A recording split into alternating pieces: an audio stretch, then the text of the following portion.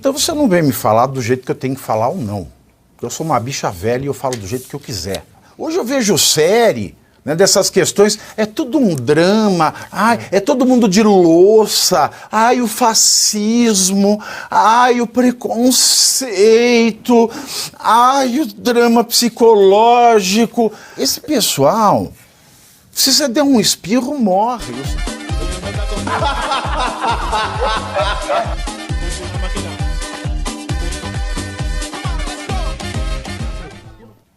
Uma eleição dada como ganha, a esquerda não só norte-americana é desesperada, né? A gente fala esquerda entre aspas, né? Porque tirando um ou outro, né, os democratas, eles...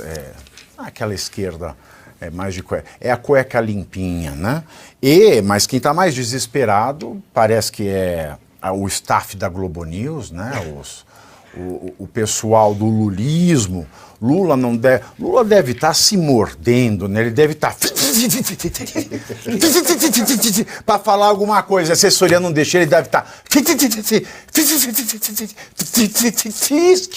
ele deve estar assim com raiva, tendo que fazer um post.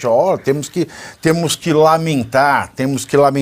Até porque, com a vitória do Trump, que é dada como certa nos balcões de apostas, e vai ser mais ainda se escolher uma vice-mulher ou um afro-americano que representa o sonho americano, a relação entre Brasil e Estados Unidos vai sair, sem sombras de dúvida, estremecida. Vai ficar enfraquecida. Seja porque a Argentina, do presidente Javier Milei, ela tem uma boníssima relação com o Trump e o Javier Milei são amigos, são muito próximos. A questão da carne, que é um dos bens importados do Brasil para os Estados Unidos, pode ser transferida para a Argentina, que tem total condição climática de produzir ali a carne. A soja, os Estados Unidos concorrem com o Brasil, e a China, depois da taxação feita pelo governo brasileiro, já começou a comprar soja dos Estados Unidos, e o Brasil vai ser muito prejudicado, não é? Então, o Lula deve estar bastante nervoso com isso, e pessoas próximas ao presidente Jair Bolsonaro apostam que a vitória de Trump pode ser um fator para que o STF reveja a elegibilidade do presidente Bolsonaro. Você acha que isso é viável, João? Olha, eu acho que é viável a pressão internacional. Eu só não gostaria que a nossa oposição focasse 100% das suas fichas nesse tema, né? Porque, como você disse, vai ser uma coisa de pressão internacional, mexe aqui, mexe ali, cancela um visto ali do Janones, vai ser uma coisa mais assim, não vai ter mais aquelas palestrinhas, né, dos nossos ministros lá para falar sobre o cenário político aqui, mas sobre casos em andamento. O Janones não vai.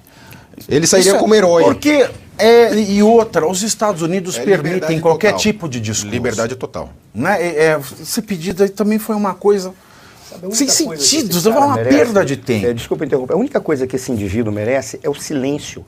Ele tem que ser colocado no lugar dele, ele é um irrelevante que foi dado voz para agredir as pessoas, servindo de instrumento para determinados grupos. Ele fica feliz quando as pessoas jogam o tempo fora falando de alguém que não tem o que acrescentar em qualquer ambiente que chega.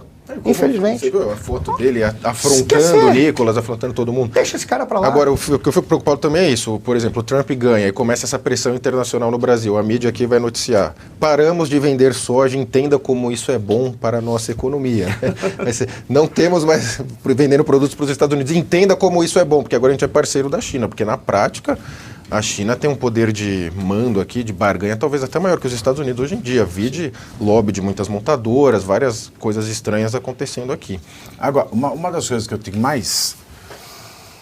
Eu não gosto de fazer coro, porque eu tenho muita preocupação quando eu vejo parlamentar brasileiro, qualquer parlamentar brasileiro, colocar na vitória do Trump a solução para o Brasil. Todas as porque não vai ser. Não vai. Porque o Trump não vai mandar invadir o Brasil. E se os Estados Unidos embargarem o Brasil por conta de direitos humanos, a vida do deputado, do senador, do ministro do STF, do Lula, vão continuar a mesma. Quem vai sofrer é o povo. É ou não é, Luiz? É isso aí. O grande problema, os efeitos pragmáticos de você ter um problema com os Estados Unidos, ele fica hoje entre primeiro e segundo com a China, que nem lembrou o João. Só um parênteses, e não é um tema prioritário para eles. E não é um tema prioritário. Eles têm outras prioridades em nível global, porque a relação com o Brasil chega a 5% lá. Então não é expressivo. É expressivo para a gente é importante vender para eles. Mas para eles não é um elemento de necessidade. Então o Brasil, é o que eu falei já na questão de análise, a gente tem que agir sempre com posições de Estado. Ou seja, é lamentável o que aconteceu, foi um incidente, uma tentativa de assassinato, e manter isso. Sair um deputado, um representante do Congresso, falar que foi uma fakeada, isso é um absurdo. E a gente permite aumentar a influência da China, que nem falou o João, de permitir não só os montadores, entre outros produtos, e ter quase uma exclusividade das importações brasileiras, o que também não é bom, porque se um dia a China fechar as portinhas pra gente está no mato, a gente fica sem aí uma proteção também de outras opções de mercado para estar vendendo. E a bancada pró-China é super forte no Congresso, né? E não é só uma questão também econômica, é importante a gente lembrar que essa influência da China, ela tem uma influência ideológica no sentido totalitarista. Basta a gente pegar o posicionamento dos nossos dois ministros, tanto o Lewandowski quanto o Dino. Um quer regulamentar, que nada mais é do que censurar, mais ainda do que já é censurado, rede social, e o outro quer censurar o nosso acesso a defesa, né, a autodefesa, né, que é um direito legítimo. Eu tenho o direito, já que eu tenho a vida, eu tenho o direito a defendê-la em caso de violência. E o que me chama a atenção... Em especial quando o Estado não a defende. Exato. O Estado que tem o monopólio da violência não a defende. E o próprio exemplo, o Pavinato, é o que aconteceu com o Trump. A gente tinha lá o braço do Estado para defendê-lo e a gente viu que... Suspeito. E a gente viu que falhou. Eu não diria que aquilo não foi nem falha. Alguma coisa de muito estranho está ali. Eu não ficaria... Está cedo para falarmos desse ponto. Eu não quero ser leviano, mas eu não descartaria a possibilidade de ter pessoas infiltradas ali que permitiram tudo aquilo acontecer, imaginando que a morte do Trump ia produzir um caos e poderia adiar um pouco a eleição do Biden para resolver o problema. E mostra um pouco de desespero, né? Nós estamos em julho, em novembro, eles já estão colocando... Mas enfim, a gente não pode falar muito disso. Mas vejam só, por exemplo, como o Lewandowski fala sobre... Só essa questão da arma, que eu acho importante a gente deixar claro, porque a gente vive uma guerra semântica, ou seja, a gente vive a guerra das palavras. O Lewandowski, ele fala que é perigoso, né, armas de fogo em poder dos cidadãos comuns. Não. Cidadãos comuns somos nós. Nós, pessoas de bem, que trabalhamos e que temos sim o direito à defesa da nossa própria vida, à defesa da nossa propriedade privada, caso venha algum cidadão não comum invadir e tentar bater em cima disso. E é engraçado que na sexta-feira nós falamos aqui que o Lewandowski liberou a Polícia Federal para fazer segurança de ministro. Exatamente. Porque o Brasil é perigoso. Exatamente. E o povo que se lasque. Exatamente. Tá aí a briga, né, da PF com os militares. A sutileza da arrogância deles, quando ele fala é perigoso deixar o armamento nas mãos de cidadão... Mesmo, né? Não, cidadão comum. Deixa eu falar para o senhor. A única coisa em comum que tem é a autoridade pública eletiva ou indicada, ou o que quer que seja, porque são empregados do povo. O cidadão está acima deles. Isso é que eles têm que colocar na cabeça. Ou seja, é de uma petulância, uma arrogância dizer o cidadão comum não pode. Por quê? Por acaso ele tem um sangue verde? E assim, é o paternalismo. Ele tem arma. Estava até olhando aqui no Metrópolis para confirmar, ele tem uma arma há 40 anos. Pois é. E assim, é o Estado paternalista. E essas ideias tirânicas vêm de lá. Vem de onde isso? Dos Estados Unidos é que não vem. Essas ideias tirânicas fazem essa reverberação. E aí você coloca como cidadão comum como se nós fôssemos criminosos. Olha que absurdo. Não, uma pessoa tá abaixo de criminoso. Exato. O comum é aquele corriqueiro, como se fosse o vulgar. O ralé. Tudo a respeito. Mas deixa eu ter, que senão eu vou esquecer. O detalhe que faz os Estados Unidos ser grandioso, por mais que seja sim uma sociedade violenta, porque eles incorporam para si o direito de usar de todos os recursos necessários para defender os seus interesses. Mas o que coloca é que eles têm uma ideia que nós não temos aqui. É a ideia de tolerância. O que é a tolerância? É você ser obrigado a aceitar o outro que é diferente de você, mesmo que você não goste dele. Aí é que está a tolerância. Então acontece o seguinte, eu posso não gostar do uísque, não é o fato. Tenho respeito, admiração, carinho e reverência. Mas eu posso não gostar do uísque, mas eu vou ficar aqui do lado dele e não vou fazer nada contra ele. Porque eu sou obrigado, porque ele tem os mesmos direitos que eu, porque todos nós pagamos os mesmos impostos. A tolerância é que leva a coisa a funcionar nos Estados Unidos. E isso está muito bem configurado na lei e no direito que o indivíduo tem que se defender. Coisa que esses vagabundos aqui não querem permitir que o cidadão se defenda. Mas me permita, professor, eu concordo contigo, mas eu acho que no momento atual, a esquerda americana e mundial foi muito para esse campo woke. Não tolera mais. Não tolera. Não tolera mais. Era uma visão que eles tinham de fato. A própria, aquela AOC, Alexandria Ocasio-Cortez, ela fala toda hora, ela postou até ontem, não sei o quê, os líderes antigos democratas têm que sair para assumir novos líderes que querem combater o fascismo. É o mesmo discurso mundial, o outro lado não presta. Eles querem implantar a tolerância pela intolerância e segregação de todos aqueles que não pensam como eles, que é a comunidade woke. E eu atribuo muito essa intolerância justamente a essa palavra, fascismo. Quando eu crio um sistema de imprensa, quando eu coloco artistas... O Robert De Niro deu declaração. O que o Robert De Niro tem a ver com o cenário político? Isso. E assim, deu declaração sobre tudo que acontece. E o que ele fala, que é discurso de ódio, aquela coisa toda.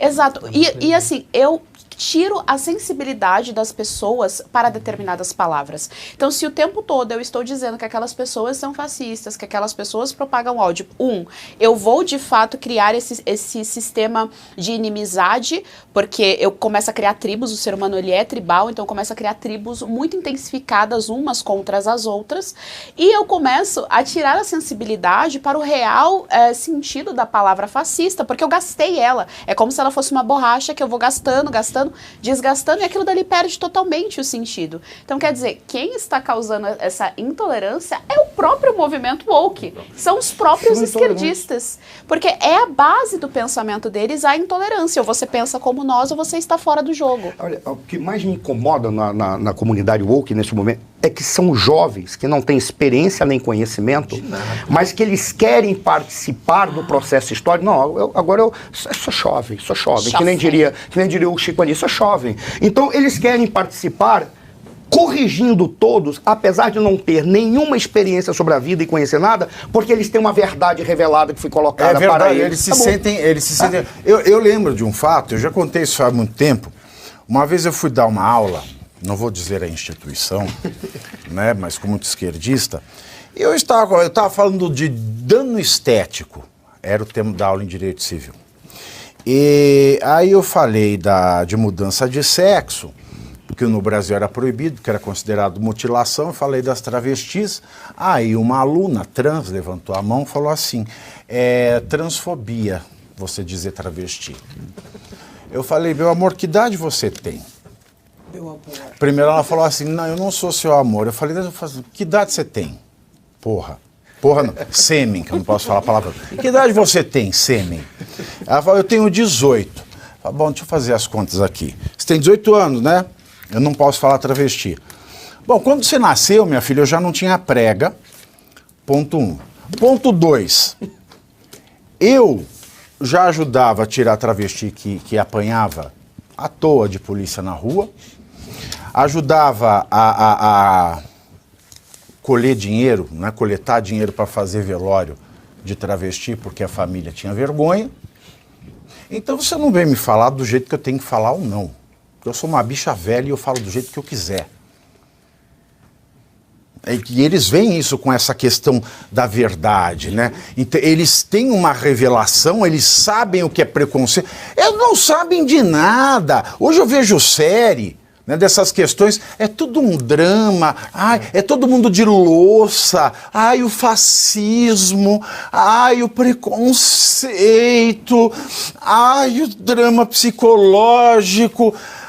Eu olho e falo assim, esse pessoal, se você der um espirro, morre. O Sam Harris, que é um neurologista de Harvard, ele costuma dizer o seguinte, essa mentalidade pacifista e passivista, você coloca uma sociedade inteira capaz de morrer pelas mãos de um sujeito só com uma faca.